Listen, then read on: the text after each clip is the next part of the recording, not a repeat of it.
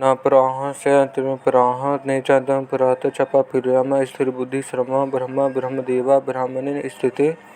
भगवद गीता का 5वां अध्याय श्लोक नंबर 20वां।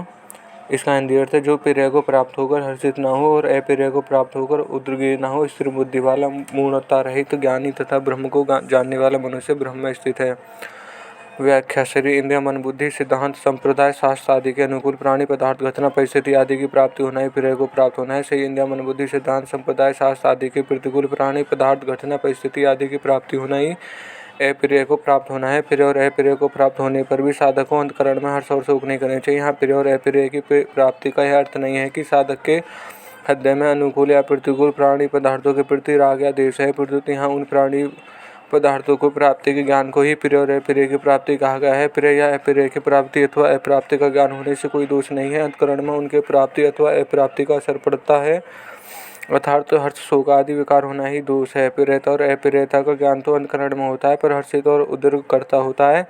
अहंकार से मोहित अंतःकरण वाला पुरुष प्रकृति के कारणों द्वारा होने वाली क्रियाओं को लेकर मैं करता हूँ ऐसा मान लेता है तथा हर्षित और उद्ग्र होता रहता है। परंतु जिसका मोह दूर हो गया है, जो तत्ववेता है, वह गुणहीन गुणों में बरत रहे हैं ऐसा जानकर अपने में वास्तविक कर्तव्य तरफ का अनुभव करता है। स्वरूप का हर्षित और उद्ग्र होना संभव ही नहीं। स्वरूप का ज्ञान स्वयं के द्वारा ही स्वयं को होता है। इसमें ज्ञाता और ज्ञेय का भाव नहीं रहता। यह ज्ञान करण निरपेक्ष होता है, अर्थात इसमें शरीर, इंद्रिय, मन, बुद्धि आदि किसी करण की अपेक्षा नहीं होती। करणों से होने वाला ज्ञान स्थिर और संदेह रहित नहीं है होता, इसलिए वह अल्प ज्ञान है। परंतु स्वयं का ज्ञान स्वयं को ही होने से उसमें कभी परिवर्तन या संदेह नहीं होता। जिस महापुरुष को ऐसे करण निरपेक्ष ज्ञान का अनुभव हो गया है, उसकी कही जाने वाली बुद्धि में यह ज्ञान इतनी दृढ़ता से उतर जाता है कि उसमें विकल्प, संदेह, विपरीत भावना या संभावना आदि होती ही नहीं।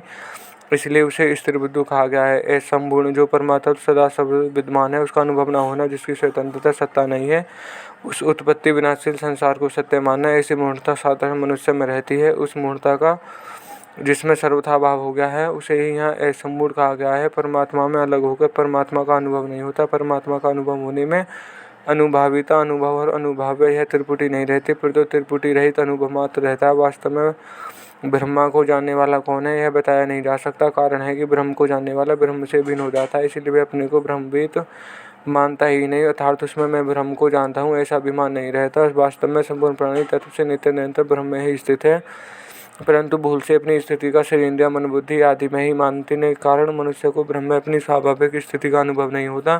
जिससे ब्रह्म में अपनी स्वाभाविक स्थिति का अनुभव हो गया है, ऐसे महापुरुष के लिए यहाँ ब्रह्मणी स्थिति पदों का प्रयोग हुआ है। ऐसे महापुरुष को प्रत्येक परिस्थिति में नित्य निरंतर ब्रह्म में अपनी स्वाभाविक स्थिति का अनुभव होता रहता है। यद्यपि एक वस्तु दूसरी वस्तु में स्थित होती है, तथापि ब्रह्म में स्थित इस प्रकार नहीं है। कारण है कि ब्रह्मा का अनुभव होने पर सर्वथा एक ब्रह्म ही ब्रह्म रह जाता है, उसमें स्थिति मानने वाला दूसरा कोई रहता ही नहीं। जब तक कोई ब्रह्म में अपनी स्थिति मानता है, तब तक ब्रह्मा की स्थिति वास्तविक अनुभूति कमी है, परिचितता है। परिशिष्ट भाव से उपस्थिति और मूर्छा में मनुष्य का शरीर से अज्ञानपूर्वक संबंध विच्छेद होता है, अर्थात मन अविद्या में लीन होता है। इन अवस्थाओं में मनुष्य को प्रिय और अप्रिय का शारीरिक पीड़ा आदि का ज्ञान ही नहीं होता, परंतु जीवन मुक्त महापुरुष का शरीर से ज्ञानपूर्वक संबंध विच्छेद होता है, इसलिए उसको प्रिय और अप्रिय का शरीर की पीड़ा का आदि का ज्ञान तो होता है, पर उनमें वह हर्षित, उद्ग्र, सुखी, दुखी नहीं होता है। जिसकी शरीर, इंद्रिय, मन, बुद्धि की परिवस्था मिट जाती है, ब्रह्म को जानना और उसमें स्थित होना दोनों एक ही हैं। संबंध ब्रह्मा में अपनी स्वाभाविक स्थिति का अनुभव किस प्रकार होता है, इसका विवेचन आगे के श्लोक में था है